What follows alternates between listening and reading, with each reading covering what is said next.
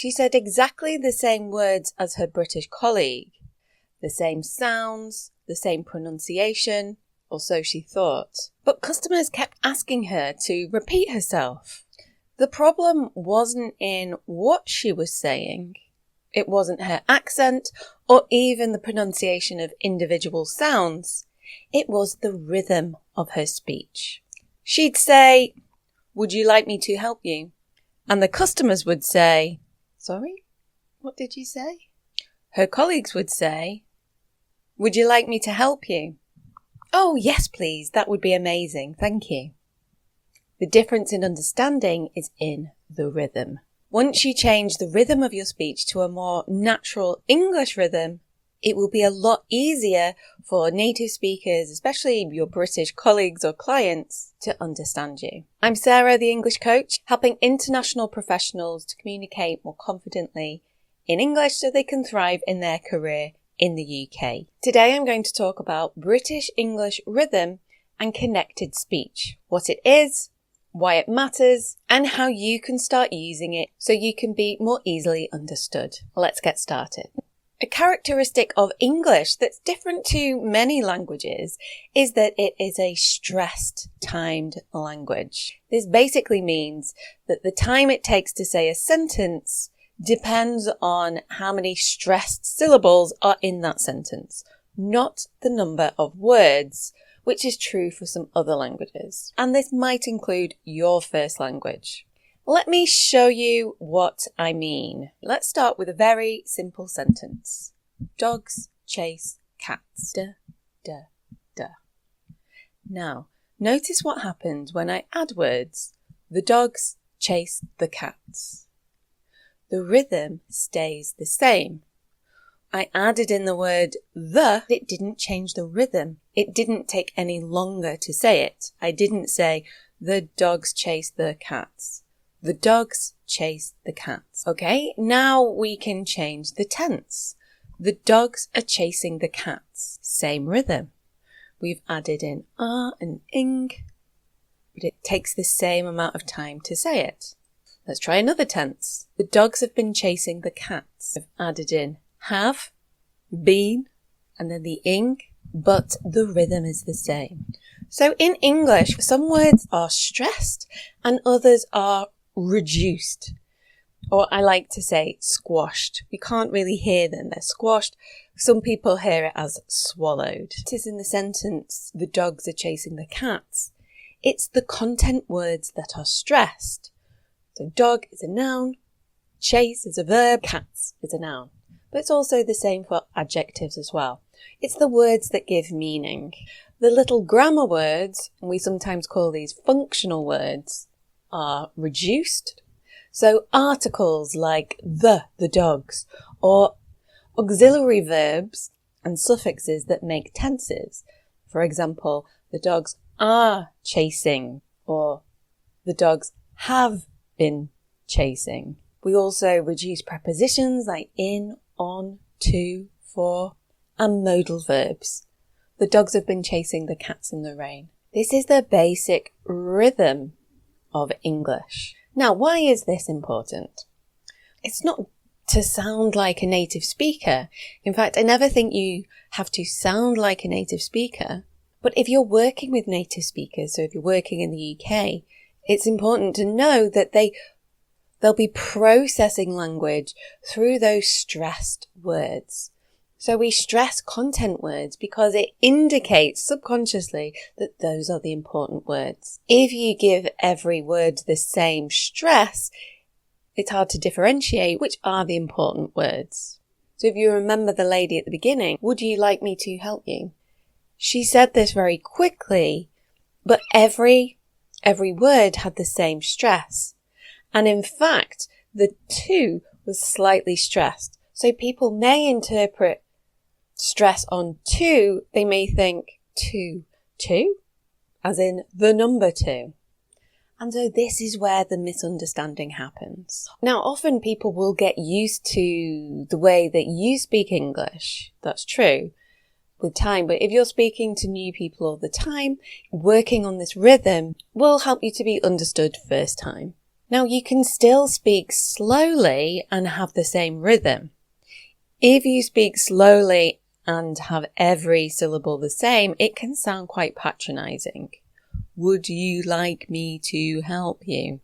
But we can slow down in a more natural way.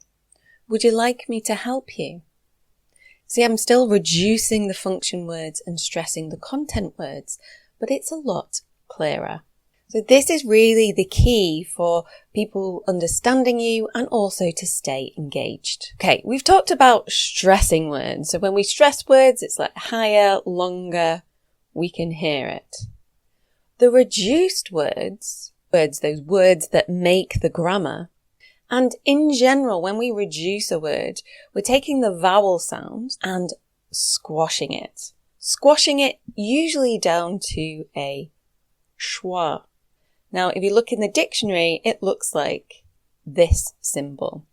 And the schwa sound is just It's a very lazy sound. It's short and the mouth is relaxed. So the becomes the. Are becomes have becomes of. But if you think about which words go together, the dogs, the belongs to dogs. So we squash those. The dogs are chasing, they belong together. The cats, they belong together. And when you aim for those content words and you practice this, naturally you'll start to reduce the function words.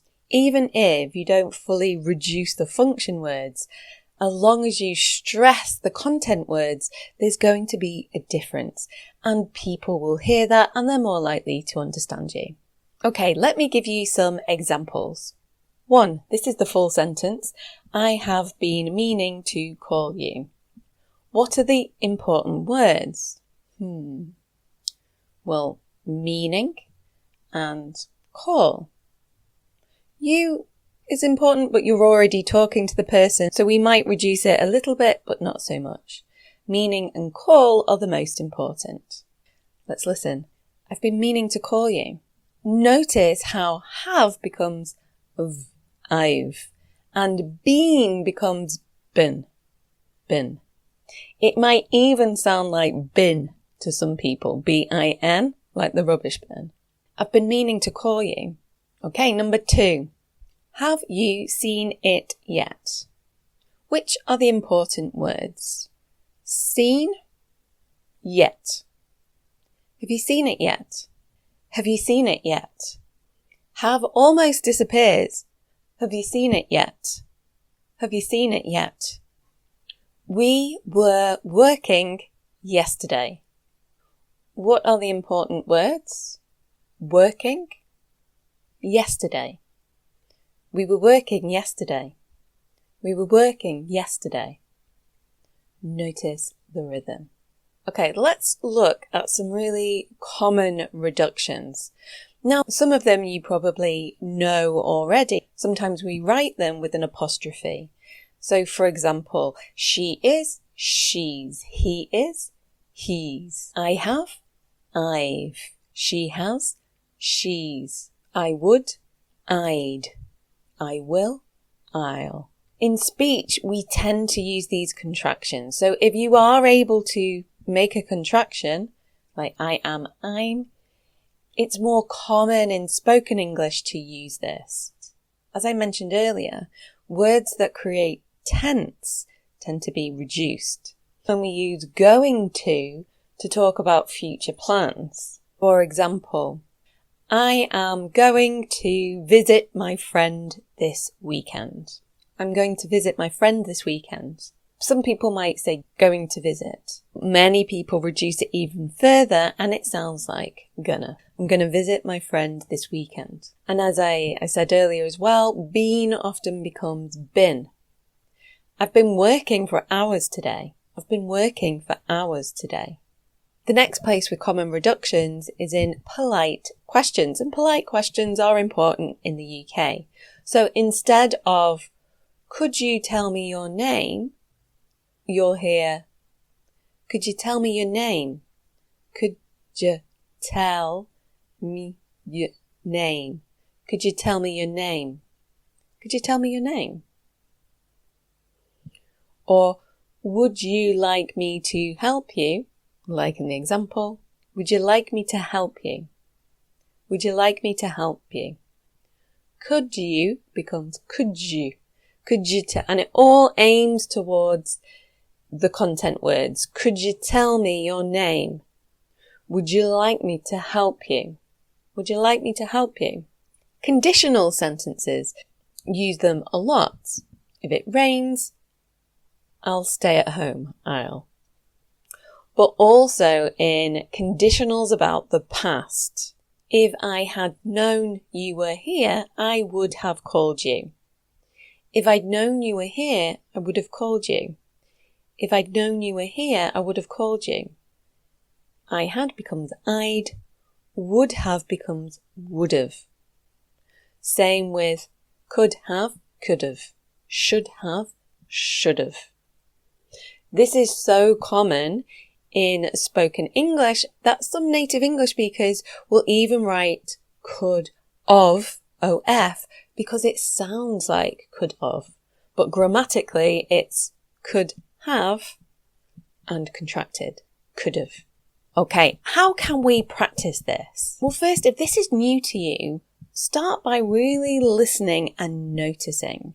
If you listen to podcasts, if you listen to your colleagues, listen to which words they stress and which words they reduce. Being able to recognize the pattern is the first step. When we recognize something, we can start to practice using it ourselves. Second, once you're more aware of it, you could try shadowing. Now, this is where you get some English, maybe a TED Talk or part of your podcast you listen to. And after the person speaks, you repeat and really pay attention to creating the same rhythm. You can speak directly after them. So, for example, today I'd like to talk about. This is true shadowing. If you find that tricky, let them say a sentence, pause the video, and then repeat or read the script. When you do this exercise, it's a great way of programming your brain and the muscles in your mouth to create that rhythm when you speak. And the more that you practice, the more automatic it will become. Third, you could also practice phrases or sentences you use a lot at work. Maybe you work with clients and you ask them the same questions over and over again. Maybe in meetings, you say similar phrases.